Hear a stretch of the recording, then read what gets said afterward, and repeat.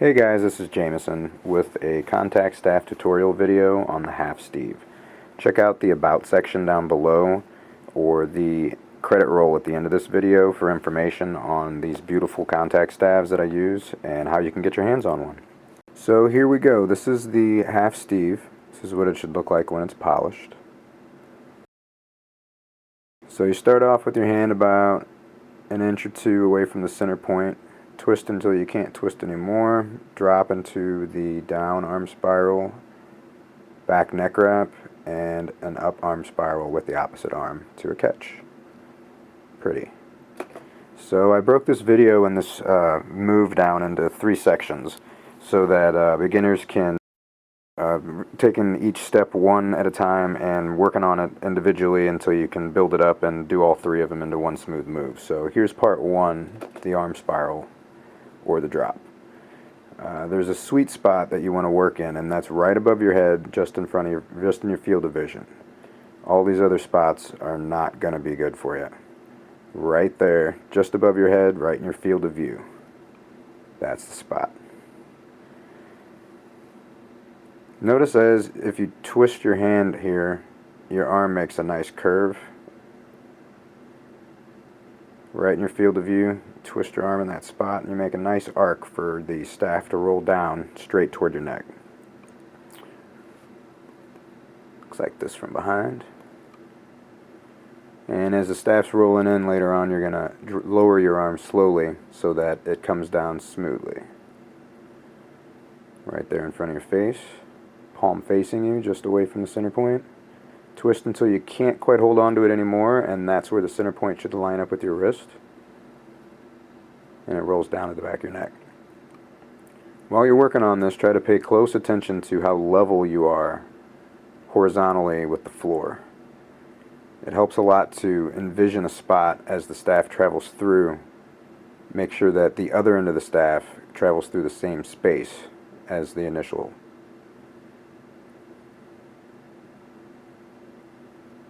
Also pay attention to the spot where you release the staff. The pinky end of it should be passing over the top of your head just as you get there. Otherwise if you do it too early, you're going to hit yourself in the head. You can also use your opposite hand to kind of guide and coach the staff down slowly while you're working on it in the beginning. And if it works out properly, what you're aiming for is the center of the back of your neck. Right there. You can also keep your hand up for a while, your arm up for a while, and while you're working on this so that you stop the staff from going onto your neck while you're just trying to work out the arm spiral itself. Okay, part 2, the backside neck wrap. This is what it looks like. Just worry about passing it from one hand to the other, and once again try to make sure that you're keeping the entire motion of it smooth along the path of where your neck's at. You don't want to start out with your hand down real low and then raise it up. That makes bad angles every time. From top down is not going to work either, but if you go nice and smooth along the same level that your neck is at, it should be a really smooth and level release and transition around your neck. Notice here also how I keep my opposite hand up there waiting for the staff to come around into it, like so. Just keep your arms crossed, wrap the staff with the other hand, and it should land right in the open hand on the other side. Also, I like to make sure that my hand actually comes into contact with my neck before I try to release the staff onto it, so that it's as close as possible and there's a really smooth transition from my hand onto the neck. You can also move around a bit. Try to make sure that you're working with the staff as it's coming around your neck, a lot like a hula hooper would around her waist. Give it a little wobble with your body and it helps to keep it in place. The center point should line up with the center of the back of your neck as it's moving through this motion.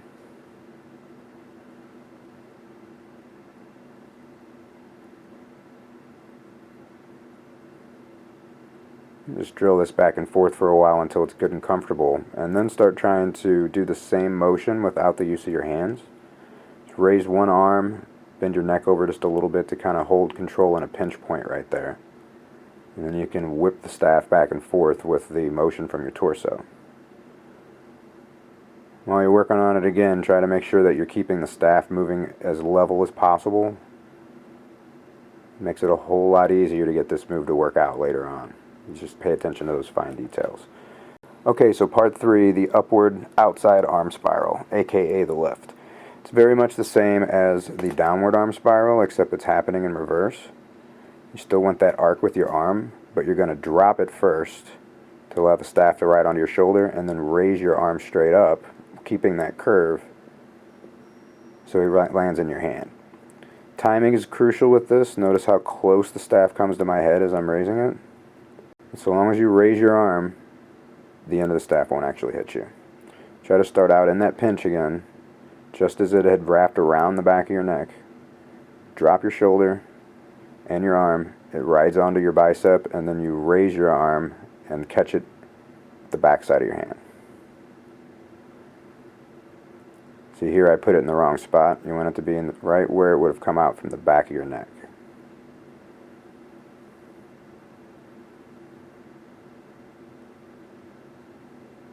It should look just like that. Okay, so once you're getting pretty good at all 3 of these different moves, you can start thinking about combining them in different sequences. Let's start with part 1 plus part 2. Same as before, you're going to do the arm spiral, but when it gets to your shoulder, you're going to go ahead and drop your arm, do the wiggle so it makes it to your neck, and then raise your arm to pinch on the other side. Just worry about getting down the arm, around the neck, and that's it for right now. Okay, here I'm showing you how I accentuate the body movement to kind of guide the staff in that path. It helps a lot to think about what your body is doing with the staff, and not just expecting the staff to do what you want it to.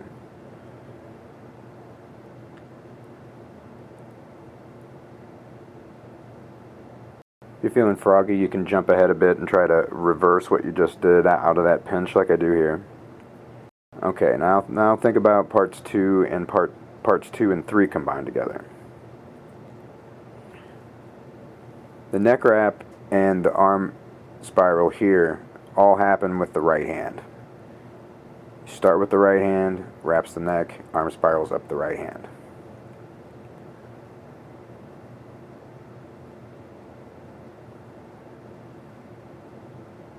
Just drill that for a while until it's nice and smooth. Once again here, it's coming around your neck. You want to have your arm already arced and waiting for the staff to roll from your shoulder onto your bicep before you raise your arm.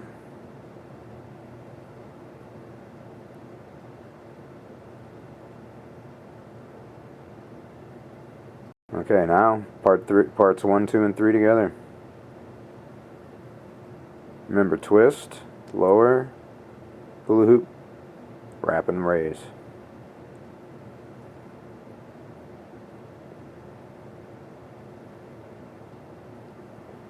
It's a good idea to sit down and start drilling this in both directions as soon as you learn it. I'm not nearly as good in the opposite direction. If you drill this the way that I show it to you here, I wouldn't be surprised if you pick it up and start getting this pretty consistently in 2 hours or less. And in case anybody was wondering, the Steve is so called because evidently several years ago there was a man by the name of Steve who put these 3 things together first and started sharing it with his local community, and for a while they just called it that move that Steve does. And eventually, because of those of us who never met Steve, it just became the Steve. And Steve will go down in history for this one because it's honestly the bread and butter of contact staff. So many things come out of the Steve. Alright, thanks a lot everybody. I hope you enjoyed the video. I hope everybody learned something. Stick around for information on how you can get one of these staves. Don't forget to like, comment, and subscribe because I'm going to put out a lot more videos. Next one is actually going to be on all of the continuous Steve variations and, of course, the full Steve, because remember, this was only the half.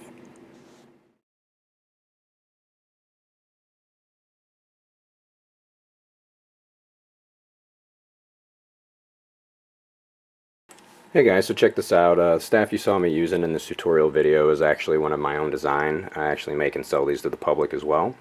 It was actually just a fire staff that I've dressed up with a little bit with some color on it so that you could see it better in the video, and I also use it this way a lot for stage performances if I can't use fire. But this is what it looks like underneath all of it. It's actually a double wick fire staff, and I use 2-inch wide Kevlar and 2 feet of Kevlar on every wick or more. And I hand stitch all the wicking so that the Kevlar actually has a longer lifetime, and you don't have any exposed metal and screws to come into impact and break or cause damage to you or anything else that they might come into play with. And it's aircraft grade aluminum 6061, which is only the best. It does not bend under most conditions. It's very difficult to do anything to that aluminum, and the grip is actually a tacky rubberized pliable overgrip that works much better than the foamy padded impact resisting grips that I see a lot of other manufacturers put on their staves that don't actually do anything for contact staff. They just slide right off you most of the time. And center point is actually glow tape so that you can see it in the dark. When you're doing tosses or on a dark night when the flame is blinding you from everything else, you will not have a problem seeing that center point. But yeah, I make and sell these. I've got a lot of research and development into them, and that's exactly what I use, and that's why it looks so smooth, because these are smooth, and I make sure that that's the case. But if you're interested in getting one, you can check us out online at Firetech Shop on Etsy.com or on our website, firetechnicians.com. And thanks a lot for watching, everybody. I hope you learned something, and keep spinning.